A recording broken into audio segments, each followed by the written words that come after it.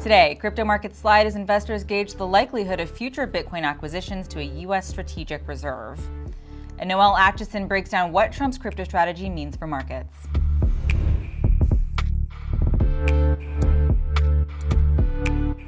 Welcome to CNBC's Crypto World. I'm Tanea McKeel. Crypto markets turning lower as we head into the weekend after President Trump ordered the creation of a U.S. strategic Bitcoin reserve and separately a digital asset stockpile. As of noon Eastern, Bitcoin slipped to the $87,000 level. Ether fell 2.8% to $21.58, and Solana fell nearly 2%. Crypto-focused stocks also heading lower alongside a pullback in broader markets. That's thanks to one key theme: uncertainty. The latest jobs data missed expectations and gave yet another sign that the U.S. economy might be slowing. Trump's tariffs on Mexican and Canadian goods are on pause again, and the Fed Chair Jerome Powell says the central bank is waiting for greater clarity on Trump policy before it makes its next move on rates. If we look at weekly performance for cryptocurrencies, you'll see mostly red with the exception of Bitcoin, which rose nearly 4%. The S&P 500 index fell 4.6%. And to our top story, the U.S. officially established a strategic Bitcoin reserve. President Trump signed an executive order yesterday directing the Treasury to manage both a strategic Bitcoin reserve as well as a digital asset stockpile holding cryptocurrencies other than Bitcoin. Let's start with the Bitcoin reserve, which would be comprised of the roughly 200,000 Bitcoin the government has seized in legal action. Now, importantly, a reserve normally means an active buying strategy, something crypto czar David Sacks said would not happen under this executive order right now.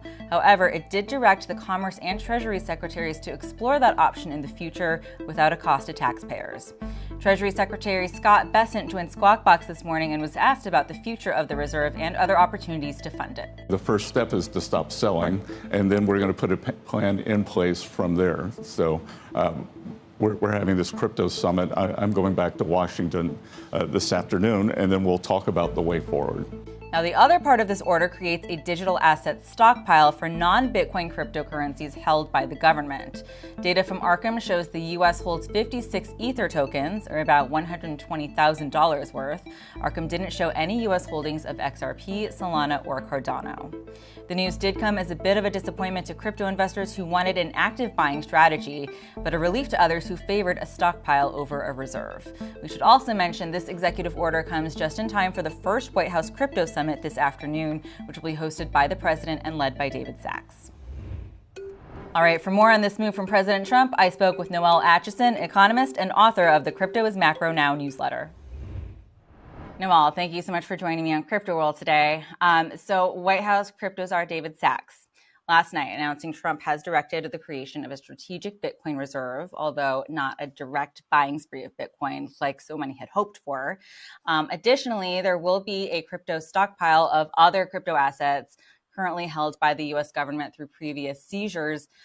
This seems like what many in the industry were asking for, sort of a rollback of Trump's language from his teaser over the weekend, which had suggested a reserve buying Bitcoin and some other altcoins. But, you talked about in your newsletter this morning, there was some disappointment for markets, which have had sort of a tepid reaction. Initially, there was a drop. Some of that has been recovered, but it's not exactly in rally mode. What do you make of that? There's so much else going on that are driving crypto prices right now. And to be honest, it's the macro malaise that's the number one influence. I don't think there's any noise, right? Any announcement right now that could change that kind of a mood. Many of us in the crypto industry are very excited about the announcement because it seems like a masterful compromise, and huge respect to the team that drafted it, but it's still not a reason for the new money still sitting on the sidelines to come in. Right now, we're in a risk-off environment, as you can see by the movement of stock prices in the US, and that is going to continue to weigh on the Bitcoin, on the crypto prices until the uncertainty starts to settle. There are pros, and a lot of people this morning highlighting some of the cons as well. What to you are sort of the best things about what we saw in the order? Well, I'll take a step back and start out by saying that I have not been a proponent in favor of the idea of a strategic Bitcoin reserve for many reasons, but basically because I don't think it is something that a large deficit economy should be spending public funds on. There are many other potential uses, and nor do I think it would send a productive signal to the rest of the world that the US is worried about what backs the dollar and wants to diversify out of it. And also for Bitcoin itself, the potential centralization from such a large state holder would not necessarily be good news for the network, except for a potential price bump. But Bitcoin is about much more than price. So I've not been a fan of this idea. I have been a proponent of the idea of a stockpile. The United States keeps what it already has. That removes selling pressure. That's good news for the market. What we got was a masterful compromise. As I said, we got a strategic Bitcoin reserve with Bitcoin that the US government already has. That gives it a sort of more official, more serious, more strategic wrapper, if you will. And at the same time, there's the commitment to studying ways to accumulate more without committing to accumulating more, but studying ways to do so in a budget neutral way. So basically something here that should make everyone happy. The fact that it hasn't made everyone happy, it just speaks to the division, the controversy of the idea within the crypto ecosystem in the first place.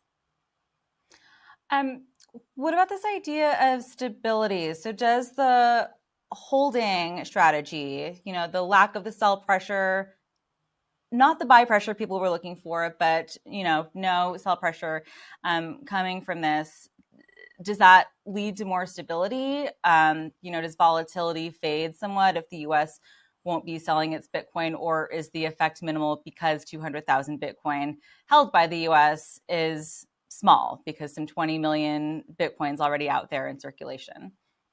I think it's very minimal impact, to be honest, for two reasons. One, 200 actually would make a very big dent were it to be dumped on the market. And there was some threat towards the end of the last administration. That's what we're going to see. That was one of the big concerns at the time. But right now, no one expects that to happen. That actually has been the case since the beginning of the new administration. No one expected the US to be selling, especially given the positive pronouncements and the creation of the president's working group for digital assets. No one expected it, but to actually see it enshrined in an executive order is good news. What the creation of the Bitcoin Strategic Reserve does, and the creation of the stockpile, as you mentioned, does two things. One, we're not selling, good news, but also two, and this is significant too, Bitcoin is special. Bitcoin is different. And this is something that we've all known, but again, to see it enshrined is confirmation. There are going to be many token holders, many representatives of other networks that are unhappy about not being included, but this is a reasonable compromise. Bitcoin is obviously very different for all of its characteristics,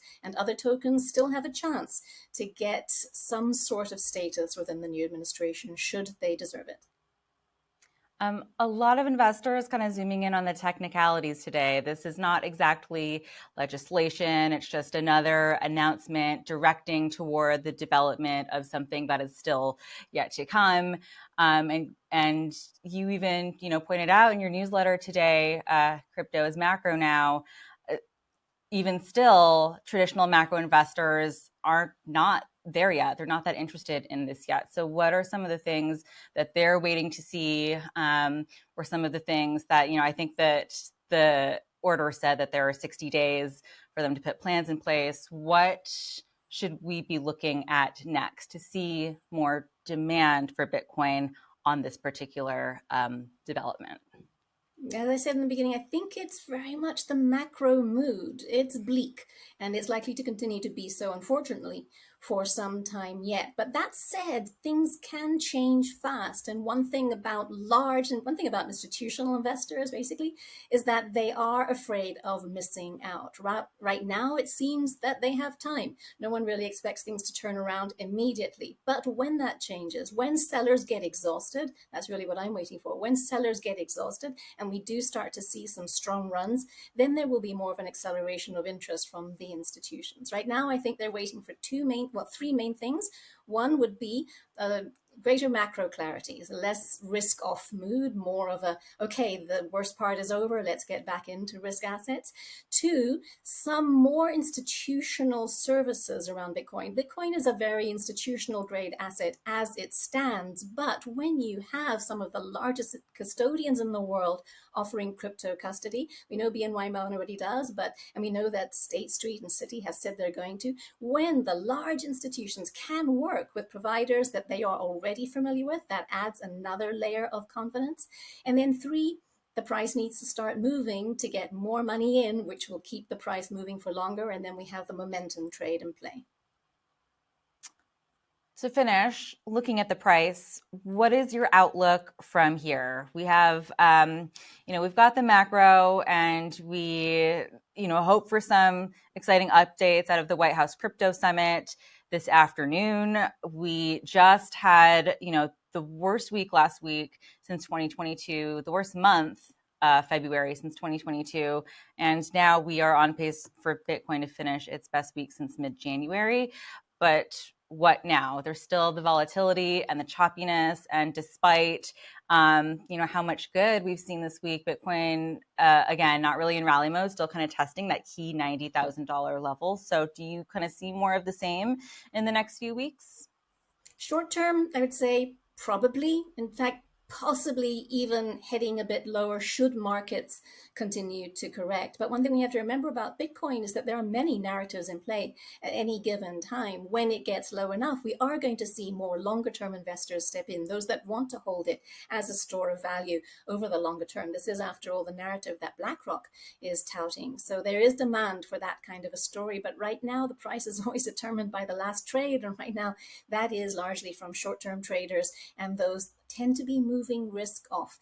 That'll change. Medium term, and this is the interesting dichotomy of the narrative we're seeing now, medium term, as you pointed out, there's nothing but good news coming down the pipeline for crypto, nothing but greater regulatory embrace, greater official support, greater institutional interest. There's a lot of tailwinds building behind the forces that are going to be moving the next leg of the bull market, but right now, it's the macro malaise that is keeping a lid on it. All right, before we go, we just want to remind you that Trump is holding a White House Crypto Summit this afternoon. For all of the latest on that, head over to CNBC.com. That's all for Crypto World this week. We'll be back again on Monday, and we'll see you then.